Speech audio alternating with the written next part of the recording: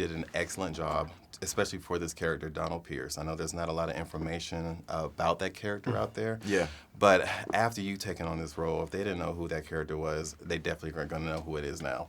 Well, So, he'll appreciate that.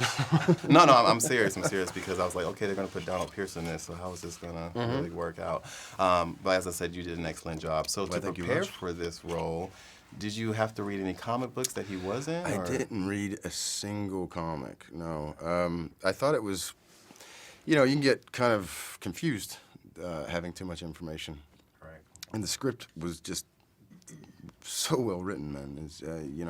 Is not that much of a struggle for me to inflate what was sort of on the page. I mean, I definitely did take it and make it my own, but it just hats off to Hugh and to James Mangold for making, we're striving to set out to, this is what we're doing, and not being budged along the way.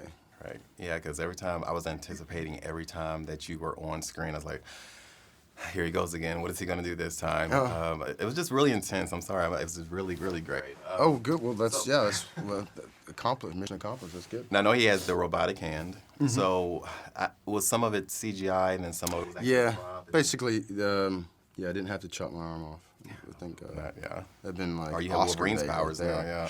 yeah. It was a simple sort of sock, green sock, and then on longer shots they would just put more of a glove, so they could probably save money.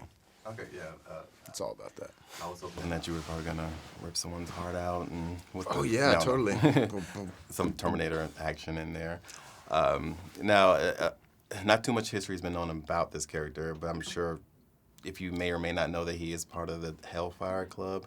What does that which mean? is like with the Emma Frost, and they did it in X-Men First Class, basically. Okay. That would have been your group that you would have been rolling with, further to say. Son of a gun. Would you have liked to maybe work with that cast, whether it was the present or the past, or do you think Donald Pierce fits in where he belongs, which is... Well, I think I think it's better that he's just standalone. I mean, this is a standalone flick. It's super character driven. It's its own vehicle. So I think it's a bit more refreshing that way when you're pleasantly surprised by something, in the sense that you're not prepared for it. So it can kind of sweep you out better. One of the things I did love that what James Mangold did is he created this really realistic environment for these characters. Yeah. So given that you really didn't read the comics beforehand to prepare for the role, is there anything else that you would have liked to either push that character further, or did you ask him, hey, you think it'd be cool if I do this, and then probably didn't make it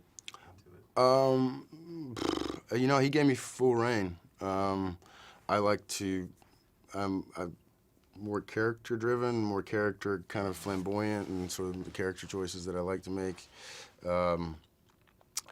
He let me do all the cosmetic work, the tooth, the gold, the glasses, all this stuff. Oh, really? He wrote in the dialect, and then, we could improv a lot. I think that moment, I'm a real fan. That's improv. Seems to be sticking out. Obviously, you kind of strike out a lot, but that's the point, is to swing for the fences, I think. Okay, awesome. Yeah. On behalf of myself and my cast and crew for the X-Men web series, when they see it, they will say the same thing. So I'm kind of speaking on their behalf. But great. once again, we love what you're doing. And, Thank you, man. That means a lot to me. Thank you. And it was very nice meeting you. And thank you so much for taking your time out Pleasure. to talk to me. Thank you.